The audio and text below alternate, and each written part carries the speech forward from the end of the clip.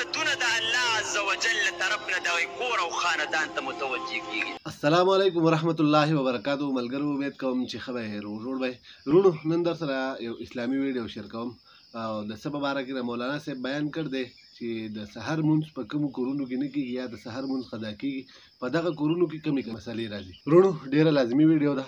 ویډیو در سره مخکې د نورو ملګرو سره هم شیر کړئ او کوشش وکړئ چې دا 2 منټه کلیپ دی، دا کلیپ در سره پوره واورئ.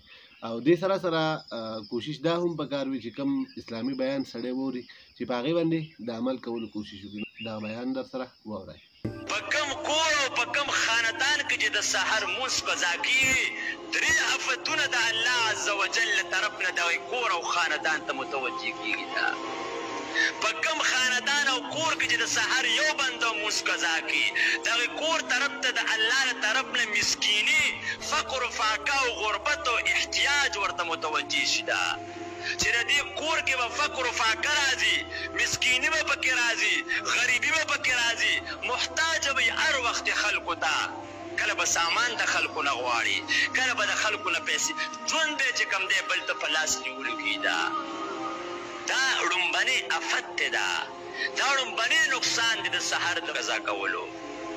لکه په کور کې به ټول خلک چې کوم دی ګټه کوي، پلار نه والي زامنو پورې، خو لیکن په شته مال دولت کې به دې بل ته محتاج وي، هغه برکت به ترې وتښتي. هغه کوم کور کې چې د سحر مونځ قضا کېږي، د الله رسول فرمایي 2م افت چې متوجه کېږي، اختلافات په دې کور کې راځي.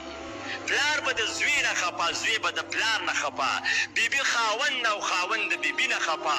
په دې کور کې به اختلافات پیدا کېږي. دننه ولې دا کور د شیطان مرکز وګرځي. کوم ځای چې شیطان وي هلته په آدم کې چرته جوړ او اتفاق نه راځي. ګورې هغه په کوم کور کې چې د سحر مونځ قضا کېږي، په دغه کور کې اختلافات، خفګانونه، ګیلې مانې هغه پیدا شي. بیا 3م نقصان، په کوم کور کې چې کله د سحر مونځ چې کوم دی هغه قضا شي، یو مونځ قضا شو د سحر، د الله رسول فرمایي د دغه بنده د زړه نه یو حصه ایمان وتښتي. هغه بیا بله ورځ بیا مونځ قضا کړي، بله حصه ایمان ترې وتښتي. بیا دې داسې شی اخیری کې د ایمان نه پاک شي د دا زړه. دې صرف په نوم باندې اسلامي معاشره کې ژوند کې مسلمان وایي، خو لیکن دا مسلمان نه دی. هغه د ایمان زړه نه اسلام یو عیسی په یو ورځ په مونږ قضا کولو سره هغه خرابېږي.